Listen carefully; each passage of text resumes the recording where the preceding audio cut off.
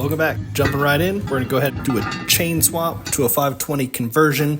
So we're going to go ahead and get this thing set up on some jack stands so we can remove the rear stand and get access to the other side of the hub, which houses the chain and sprockets. So now that we got that set up, we'll jump right in. We'll go ahead and take off our front sprocket. Go ahead and remove our old safety wire.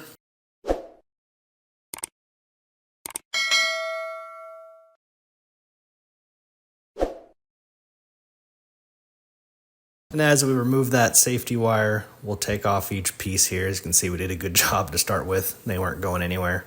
Now that we got the safety wire removed, you'll need a 12-point socket.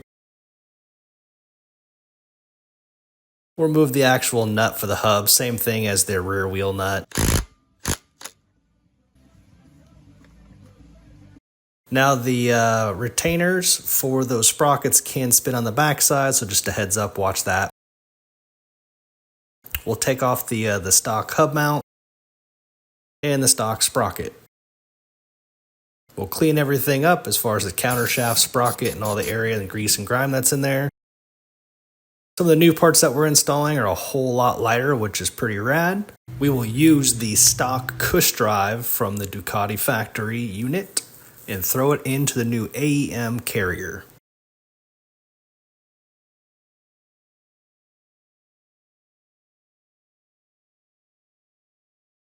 We're busting out the Motion Pro chain press tool.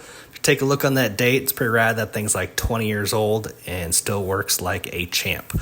So as we assemble this here to get us set and ready to go and press this press link, master link on the 520 conversion, first we're going to go ahead and cut or remove the old chain, which makes this a little easier. We didn't do it in this case just to show you guys how to do it, but you can actually grind down a couple of those links to make it a little easier to press out the pins. We didn't do it in this case, so you can do it without grinding, and it's not too bad, just takes a little bit of extra muscle. Motion Pro tool definitely makes it easy. For reassembly, we've already got the front sprocket on, got our chain on. We're going to throw some Loctite on that countershaft sprocket bolt and torque it to spec.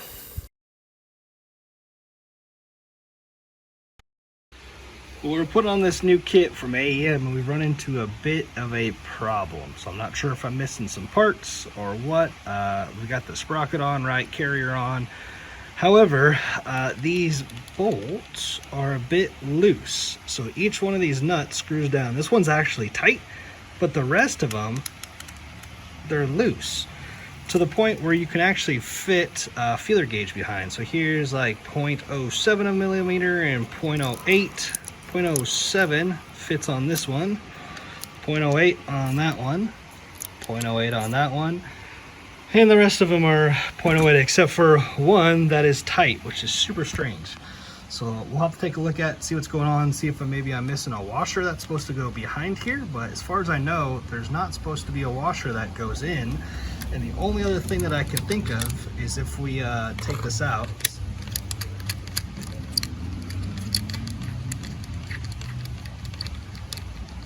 A little bit of a trick there to do one-handed. All right, so if we take this out, you can see that this stud that goes into the back of the carrier has got some threads cut onto it, and I wonder if the threads just are not cut just enough on a couple of these other ones, and that's why we're experiencing that problem. So we'll have to check it out and see what we got going on.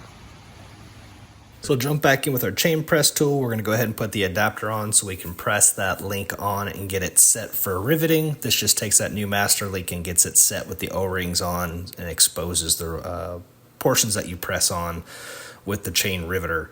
So this is the piece that rivets the chain. You'll put that inside here, and that's just going to flare out those ends of the chain when we go ahead and screw it on here.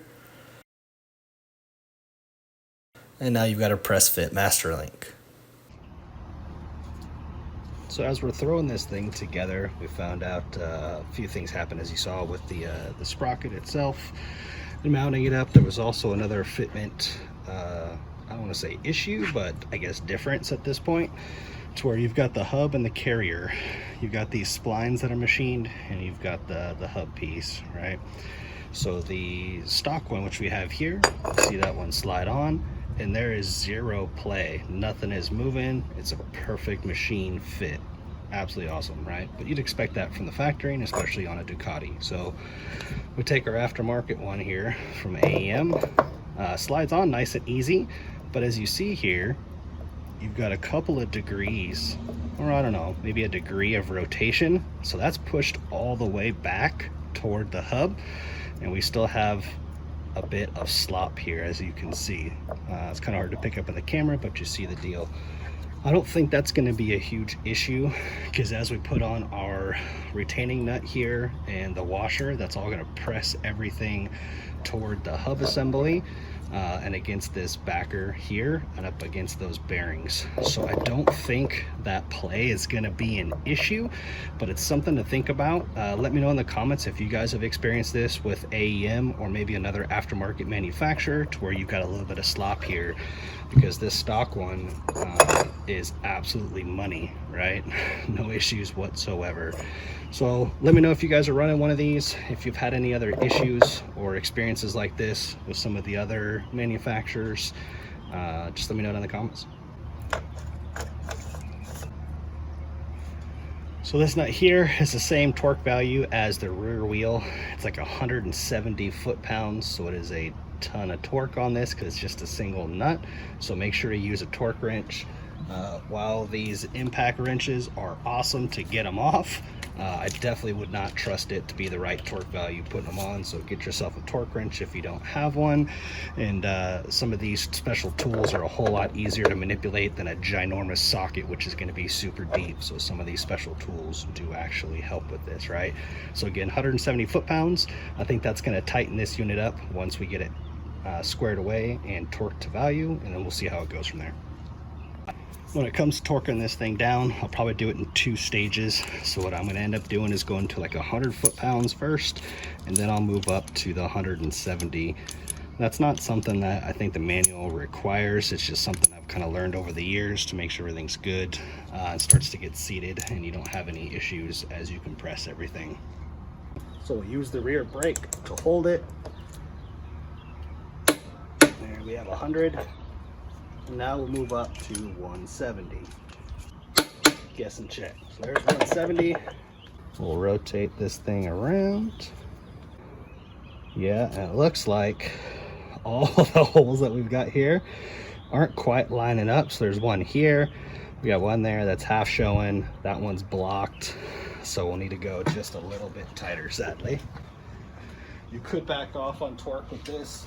Usually there's a bit of an error in the value, so we'll go just a hair tighter and hopefully we can line up.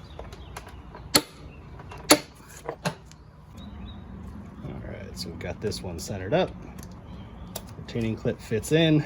As you see here, there's no other play because everything's torqued down, and I really think that's going to be all right. So we're going to throw on the sprocket itself. As we talked about a little bit earlier in the video, we're not sure if the issue in machining is from the actual stud that goes in the back, right, and goes through the hub assembly, and maybe the shoulder length is a little bit too long. We're not positive if we're having that issue because maybe the nuts aren't recessed just enough, or maybe that the sprocket itself is machined too thin. The other thing is it could be the depth and the recess when you put these studs in through the back. Those could be slightly off, right? So there's a handful of variables we're not exactly sure while we're having that issue. But to get us through and to go ride, as you see, we're just going to use a couple of washers to throw on there.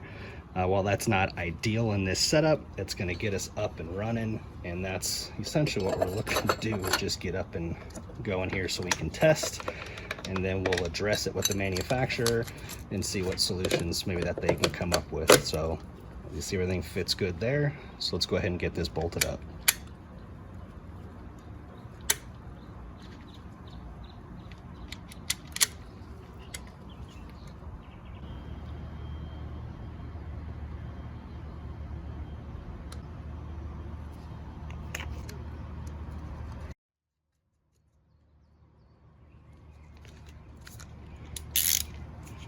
All right, so we've got all of our studs installed.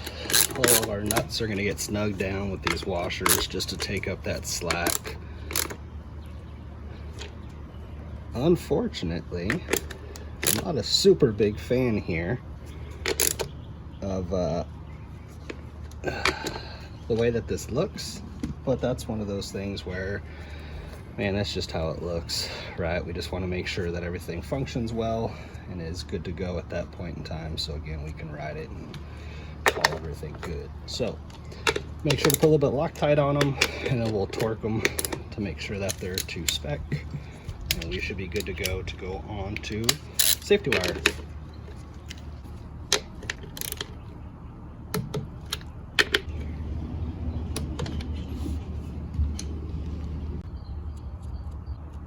We're going to go ahead and safety wire our sprocket bolts just to make sure everything stays on, or excuse me, the carrier bolts. Sprocket bolts have already been Loctited and torqued down.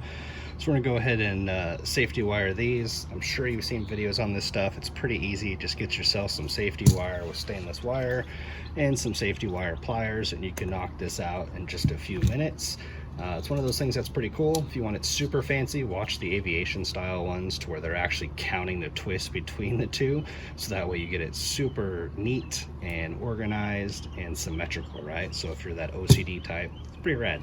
So let's go ahead and knock this out. So how I like to start is you need enough wire to go through all of these and go back to the first, but it's going to condense a little bit as you wire up first one. So if we do this here, you only have enough wire for this one. So to make it all one piece, you need a ton of wire. So what we'll do is we'll go ahead and just kind of guess here about how much wire we actually need, and have yourself a little bit of slack. Right. So we'll measure that out, and we've got a decent amount of slack now, right? So we've wrapped all the way around. Go ahead and cut that one off.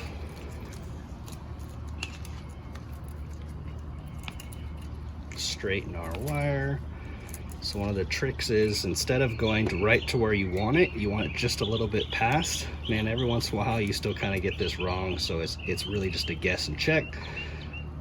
Clamp your safety wire pliers so that they've got the wire where you want it. Slide the retainer, and then you can actually pull on this piece here to spin your safety wire pliers.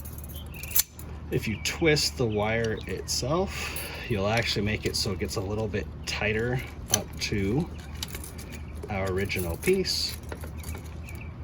Make sure to pull a little bit of pressure on it as you do it. And then once we release our wire, we'll straighten it up here, and you can see we've got ourselves a nice, snug, and straight fit to our next one, right? So now with this one set up, we can rotate the wheel a little bit. I always like to take the bottom one and make sure that we can do it nice and tight. And now it's already kind of started to where you need it, and it's got some memory. So we'll do the same thing again.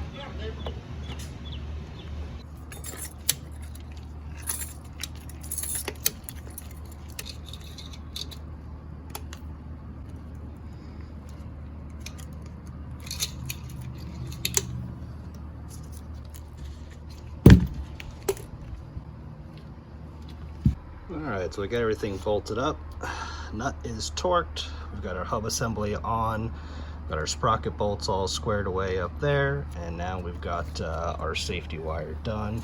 As you can see, it's all nice and tidy. We've just tucked the tail of the end here behind the other one, so that way it kind of disappears when you're looking at it all square. So this thing is ready to go as far as the sprocket assembly. Let's see how this thing runs, and I expect to see it a whole lot lighter for rotational mass I don't think that's going to translate into anything for me because I'm not that fast or not that good. But it's nice to know that the suspension and everything else isn't going to be working as hard, moving all that extra weight. So we'll see what we get from there. Stock gearing should be good, especially for tracks here like Coda. When you're really opening it up, if you change too much on gearing for a long straight like that, it's kind of difficult. But with the quick change, it's nice to know that if you're at some different tracks, you can kind of move that around as long as you've got the adjustment within the hub assembly. So I like to keep this thing right in the middle of adjustment when you put your new chain on, and we'll go from there. Stay tuned for the next video. We go over final assembly, install some fairings, we get a complete bike again. So tune in for that one for the final reveal and assembly of the V4 that's ready to go back on track.